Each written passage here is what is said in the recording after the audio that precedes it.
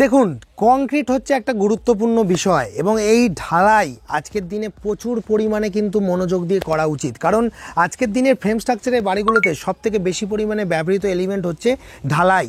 অর্থাৎ এই ঢালাই করার সময় আমাদের কিন্তু প্রচুর ভুল হয়ে যাচ্ছে। ধরুন আপনি মিক্সার মেশিনে ঢালাই মশলাটা মাখছেন, আপনি প্রথমে পাথর ঢেলে ফেললেন ভুল করে, বা প্রথমে আপনি সিমেন্ট ঢেলে ফেললেন। আপনি কিন্তু জানেনই না যে মিক্সার মেশিনে সবার প্রথমে কি দেওয়া উচিত। সবার প্রথমে আপনাদেরকে দিতে হবে বালি, তারপর দিতে হবে সিমেন্ট, তারপর দিতে হবে কোর্স এগ্রিগেট অর্থাৎ পাথর, এইটা তারপর সর্বশেষ আপনাকে দিতে হবে জল। এবং জলটা দেওয়ার পর আপনার হচ্ছে মেশিনটাকে চালাতে হবে অন্তত 1.5 থেকে 2 মিনিট। আমরা কি মানি? ভালো করে ভেবে দেখুন তো, কোনো জায়গায় দেখেছেন যে 2 মিনিট ধরে মেশিনে মিক্সিং চলছে? কোনো দিনই না। খুব বেশি হলে 20 সেকেন্ড 30 সেকেন্ড। তাই চেষ্টা করুন অন্তত 1 মিনিটের বেশি সময় ধরে সেটাকে মাখানোর, তবে মিক্সিংটা প্রপার হবে। এই জিনিসগুলো আমরা জানি না। এবার সবথেকে বড় যে জিনিসটা, অনেক মিক্সার মেশিন দীর্ঘদিন ধরে সার্ভিসিং না হওয়ার ফলে দেখা গেছে কি ভিতরে ব্লেডগুলো ভাঙা থাকে, নয় দেখা যাবে ভিতরের ব্লেড নড়ে গেছে, খুলে গেছে। তাই সবার প্রথমে এটা এনশিওর করুন যে ভিতরে যে ব্লেডটা রয়েছে, যেটা আপনার মিক্সার মেশিনের ভেতরে মিক্সিং করতে সহযোগিতা করে, সেটা সুন্দর আছে কিনা, সেটা পরিষ্কার আছে কিনা। এবং শুধু তাই নয়, সিমেন্ট মাখার আগে, এটা অনেকেই জানে না, যেটা ভালো করে বুঝতে হবে, যে ঢালাই মেশিনটা থাকে সেই ঢালাই মেশিনের মধ্যে প্রথমে সিমেন্টের একটা ঘোলা মেশিনটার যে হাঁড়ি যেটাকে বলে না, হাঁড়ির ভিতরে দেয়ালে লাগিয়ে দিন। তার ফলে কি হবে? তার ফলে আপনার কিন্তু দেখা যাবে কি, যে কংক্রিটের মধ্যে যে জল আপনি দিচ্ছেন, যে রেশিওটা আপনি তৈরি করতে চাইছেন, সেটা অ্যাকিউরেটভাবে বজায় থাকবে। বোঝাতে পারছি? এবার এই জিনিসটা আপনাদেরকে মেনে চলতে হবে, মেনে চললেই মশলাটা সঠিক তৈরি হবে। এবার মশলা ধরুন আপনি সঠিক তৈরি করে ফেললেন। আমরা যেটা ভুল করি কি, মশলা তৈরি করার সাথে সাথেই সেই মশলাটাকে কিন্তু 20 থেকে 30 মিনিট কি ম্যাক্সিমাম 45 মিনিটের মধ্যে আপনাদেরকে কিন্তু ব্যবহার করে ফেলতে হবে। অর্থাৎ যে জায়গায় মশলাটাকে ঢেলে ফেলতে হবে, তার থেকে বেশি দেরি করলে কিন্তু সেই ঢালাইটার কোনো স্ট্রেংথ পাওয়া যাবে না। তাই কংক্রিটের সবথেকে গুরুত্বপূর্ণ এই বিষয়টা আপনাদেরকে মাথায় রাখতে হবে। এবার আমরা যেটা ভুল করি, সেই ভুলটা কি বলুন তো? সবথেকে বেশি বড় যেটা ভুল করি, অনেকেই দেখেছি যে আমাদের নিজেদের সাইটেও আমরা দেখেছি ঢালাই মশলা ফেলার সময় যে মাথা থেকে দুম করে, মানে কড়াই করে মশলাটা নিয়ে যাওয়া হয়, তো মাথা থেকে দুম করে ফেলে দেওয়া হয়। এবার একটা লোকের হাইট ধরুন 6 ফুট, সে মাথায় কড়া নিয়ে যাচ্ছে, দুম করে ফেলে দিয়েছে। 6 ফুট উঁচু থেকে মশলাটা পড়ছে। ফর্মুলাটা 1.5 মিটার উঁচু থেকে ফেলার। 1.5 মিটার আপনি 4 ফুট 5 ফুট উঁচুতে, অর্থাৎ মাথা থেকে কড়াটাকে নামিয়ে হাতে করে ফেললে সেই হাইটটা কিন্তু কমে আসে। কিন্তু অনেকেই আমাদেরকে বলবে, এবং অনেকে হয়তো আমার এই ভিডিও দেখে হয়তো খিস্তিও করবে, বলে আপনি মুখে বলে দিচ্ছেন, করে দেখান তো কাজটা। দেখো, একটা কথা বলছি, আমি কিন্তু তোমাদের শত্রু নয়। প্রথম কথা হচ্ছে, এই নিয়মগুলো যদি মানা যায় তবেই কি আমি এক্সপেক্ট করতে পারি যে ছাদটা খুব ভালো হবে। তা নাহলে কিন্তু এই নিয়মটা যদি আমি না মানতে পারি, তাহলে সেই ছাদটা ভালো হবে না। কারণ সেগ্রিগেশন বলে একটা ব্যাপার আছে। অনেক উঁচু থেকে মাল পড়ার পর মালটা কিন্তু সেপারেট হয়ে যেতে পারে। তার জন্য এই টেকনিক্যাল ব্যাপারটা আপনাদেরকে জানতে। বন্ধুরা, আপনি কি এখনও এই ভিডিওটি দেখেননি? যদি এই ভিডিওটি এখনও না দেখে থাকেন, তাহলে অতি সত্বর আই বাটনে ক্লিক করুন আর গিয়ে ভিডিওটা দেখে আসুন। আর যদি মনে হয় ভিডিওটা আপনি শেষেও দেখতে পারেন, তাহলে মশলা মাখা থেকে মশলা ফেলা পর্যন্ত যখন জেনে নিলাম, এবার ধরুন আপনি একটা স্ল্যাব ঢালাই করছেন। স্ল্যাব ঢালাইয়ের সময় আমাদের 3টে মেন পার্ট আছে। একটা হচ্ছে স্ক্রিডিং, একটা হচ্ছে ফ্লোটিং, আর একটা হচ্ছে ট্রাভেলিং। অনেকেই বুঝতে পারলেন না যে ব্যাপারগুলো কি, মাথার উপর দিয়ে গেল। দেখুন বাংলায় বলছি। প্রথম কথা হচ্ছে, মশলা ফেলার পর সবথেকে প্রথম যে পার্টটা স্ক্রিডিং, সেটা কি? সেটা হচ্ছে একটা বড় পাটা দিয়ে অতিরিক্ত কংক্রিট, ধরুন একটা কংক্রিটের একটা থিকনেস আছে, সেই থিকনেসের বাইরে অতিরিক্ত কংক্রিটটা, মশলা যখন ফেলে ছাদটা ভরাট করা হচ্ছে, অতিরিক্ত কংক্রিটটাকে কিন্তু আপনাকে ট্রিম করে বার করে নিতে হচ্ছে। অর্থাৎ প্রয়োজনীয় কংক্রিটটাকেই আপনাকে রাখতে হচ্ছে, পাটা দিয়ে সমান করে টেনে চলে আসতে হচ্ছে। এটাকে বলা হচ্ছে স্ক্রিডিং।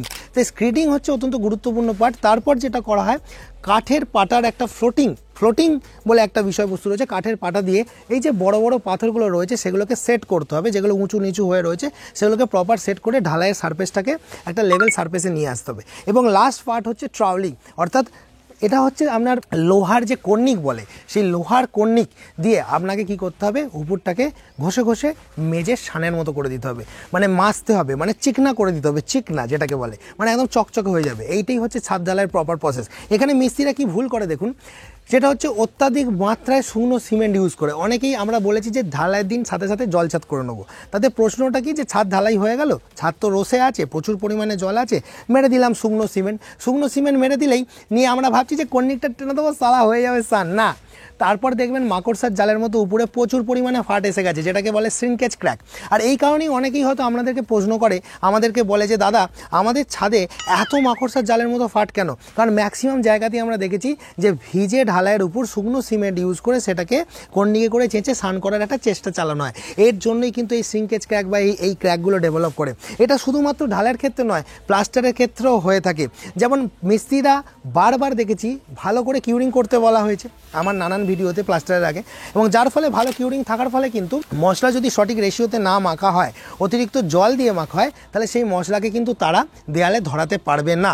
মানে তাদের মশলাতে কতটা পরিমাণ জল দেওয়া উচিত তার একটা ফর্মুলা রয়েছে, সেটাও আমরা কিন্তু গিয়ে বলে দিই। এবার আজকে যেহেতু এটা প্লাস্টারের ভিডিও না, অত ডিটেলসে যাচ্ছি না। এবার ধরুন আপনি মশলাটাতে অতিরিক্ত জল দিয়ে মেখেছেন, দেয়াল ভিজে রয়েছে, সেই মশলাটা দেয়ালে ছাপছেন, সেই সময় কিন্তু সেই মশলাটা থাকবে না। তার জন্য কি করছে অনেকে, শুকনো সিমেন্টকে দেয়ালে লাগিয়ে দিচ্ছে, তারপর সেখানে মশলা ছাপা হচ্ছে। এরপরেই দেখা যাচ্ছে প্লাস্টার হয়ে যাওয়ার পর দেয়ালে মাকড়সার জালের মতো অজস্র ফাট, যেমন ঠিক এই ছবিটায় দেখছেন। এবার বলুন তো দোষটা কার? তাহলে আমি এটা জানি না যে শুকনো সিমেন্ট ব্যবহার করা উচিত না, আমি এটাও জানি না যে আমি যদি শুকনো সিমেন্ট ব্যবহার করছি তার মানে এই ফাটটা আমার জন্যই হচ্ছে। এবার আপনারা হয়তো আমাদেরকে বলবেন যে আপনারা ভিডিওতে বলেন দেয়ালকে 5 দিন ধরে ভিজিয়ে রাখতে, 5 দিন ধরে দেয়ালটা ভিজিয়ে রেখেছি, দেয়ালটা রসে গেছে, মশলা ধরছে না, আপনি লাগিয়ে দেখাবেন। মশলা ধরবে কি করে ভাই? তুমি তো এটাই জানো না যে 1:4 রেশিওর মশলা মাখার সময় তাতে কতটা পরিমাণ জল দিতে হবে। এটা জানো? এটা জানার জন্য তো তোমাদেরকে ইঞ্জিনিয়ারদের কাছ থেকে ট্রেনিং নিতে হবে। আচ্ছা বন্ধুরা, আপনি কি এখনো এই ভিডিওটি দেখেননি? যদি এই ভিডিওটি এখনো না দেখে থাকেন তাহলে অতি সত্বর আই বাটনে ক্লিক করুন আর গিয়ে ভিডিওটা দেখে আসুন। আর যদি মনে হয় ভিডিওটা আপনি শেষেও দেখতে পারেন। তবে যাই হোক, কংক্রিটিং এর প্রসঙ্গে যেখানে ছিলাম সেখানে যদি ফেরত আসি, সেখান থেকে একটা জিনিস পরিষ্কার বোঝা গেল যে মশলা শুধু বানালে হবে না, আমাদেরকে কয়েকটা জিনিস জানতে হবে। আমরা সবসময় বলি যে টেম্পারেচার এখানে একটা গুরুত্বপূর্ণ ভূমিকা গ্রহণ করে। কি ভূমিকা গ্রহণ করে বলুন তো? যে আপনি ধরুন এমন একটা সময় ঢালাই করছেন যে সময় প্রচণ্ড গরম থাকবে, অর্থাৎ গ্রীষ্মকালে সকাল 11টা থেকে বিকাল 3টের মধ্যে যদি ঢালাই হয়, আমি গ্যারান্টি দিচ্ছি ঢালাই খারাপ হবে।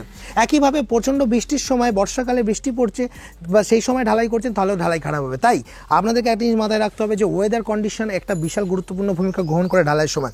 তাই পারফেক্ট টেম্পারেচার কন্ডিশন 27 থেকে 33-35 ডিগ্রি সেন্টিগ্রেডের মধ্যে ওয়েদার সুন্দর, হাওয়া চলাচল করছে, এরকম একটা সময় যদি ঢালাই হয়। এবার অনেকেই হয়তো বলবেন যে আপনি কি নেচারের বাইরে গিয়ে কথা বলছেন? না, নেচারের বাইরে গিয়ে তো কথা বলছি না, আমি নেচারটাকে নিয়েই বলছি। আপনাদেরকে সেই কন্ডিশনটা মেনে করতে হবে, তবেই কিন্তু আপনি প্রপার কংক্রিটটাকে তৈরি করতে পারবেন। শুধু তাই নয়, ভাইব্রেটার করার সময় আমরা মারাত্মক ভুল করে ফেলছি। ভাইব্রেটার বহু রকমের পাওয়া যায়। কম্প্যাক্টারের কাজ কি? এয়ার বাবলসগুলোকে দূরে সরানো। যখনই কোনো জায়গায় কম্প্যাক্ট করবেন, ভিতরে থাকা বুদবুদগুলো আস্তে আস্তে উপরে হাওয়াগুলো বেরিয়ে যাবে, ভিতরে কংক্রিটে ভয়েড থাকবে না, কংক্রিটের স্ট্রেংথ বেড়ে যায়। এবার এই ভাইব্রেটার ইউজ করার সময়, ধরুন স্পেশালি নিডল ভাইব্রেটার ইউজ করার সময় আমরা ওগুলোকে ভার্টিক্যালি দিই না, আমরা শুয়ে দিই, হেলিয়ে দিই, রডে ঠেকিয়ে দিই। তোলার সময় তো দুমদাম করে রডে ঠেকিয়ে তুলি। ভাইব্রেটার রডে ঠেকানো হচ্ছে একটা মারাত্মক বড় অপরাধ। আমরা বারবার বলি, ধরুন প্রথম ইনিশিয়ালি ভাইব্রেটার দেওয়া শুরু হয়েছে, মশলা ফেলা শুরু হয়েছে, 2-1 বার ঠেকে গেল চলবে, কিন্তু আস্তে আস্তে যখন কাজ কমপ্লিটের দিকে চলছে, নিয়ম যদি মেনে করতে হয়, আমি প্রথমেই বলবো ভাইব্রেটারকে রডে ঠেকাবেন না, শুধু কংক্রিটের মধ্যে ঢোকাবেন, ভার্টিক্যালি সোজা তুলে নেবেন। এই যে বিষয়গুলো, এগুলো মাথায় রাখতে পারলে তবেই গিয়ে ভালো বাড়ি হবে। আমরা সকলেই বাড়ি বানিয়ে নিই। এর পরের দিন ব্লিডিং নিয়ে কথা বলবো, যদি আপনারা অনুরোধ করেন। আমরা যেমন কোনো রাস্তাঘাটে পড়ে গেলে আমাদের হাত পা ছিঁড়ে ভেঙে ফেটে রক্ত বেরোলে যেমন ব্লিডিং হয়, বলে রক্তপাত হচ্ছে, সেরকম কংক্রিটের ব্লিডিং বলে একটা বিষয় রয়েছে, যেটা আমাদের জানা দরকার। আমি গ্যারান্টি দিচ্ছি, আমি একটু বিজি রয়েছি, যার ফলে কদিন ভিডিও একটু দেরিতে আনছি, হয়তো একটা বড় ভিডিও 4-5 দিন বাদে আসছে। তবে এটুকু বলতে পারি, আসলে আমি এখন আমার অফিস উদ্বোধন নিয়ে একটু চাপে রয়েছি। আমি যখনই অফিসটা উদ্বোধন করে ফেলবো এবং মার্চ মাস থেকে রেগুলারলি কিছু গেম চেঞ্জিং ভিডিও, ঠিক যে ফর্মে আপনারা আমাকে আগে পেয়েছেন, সম্ভবত 1 দিন কি 2 দিন ছাড়া বড় ভিডিও আমি আনবো।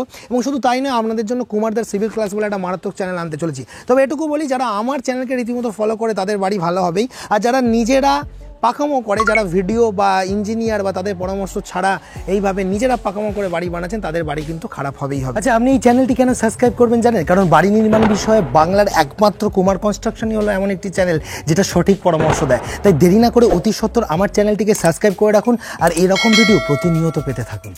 দেখা হবে পরবর্তী কোনো ভিডিও। তবে এখন আমাদের স্ক্রিনের সামনে এই যে 2টো ভিডিও চলে গিয়ে দেখুন, আমাদের এই সাবস্ক্রাইব বাটনে ক্লিক করে এরকমই ভিডিও আপনি পেতে থাকবেন, যার কারণে বাড়ি নির্মাণ বিষয়ে আমাদের আর কেউ কোনোদিন ঠকাতে পারবে না।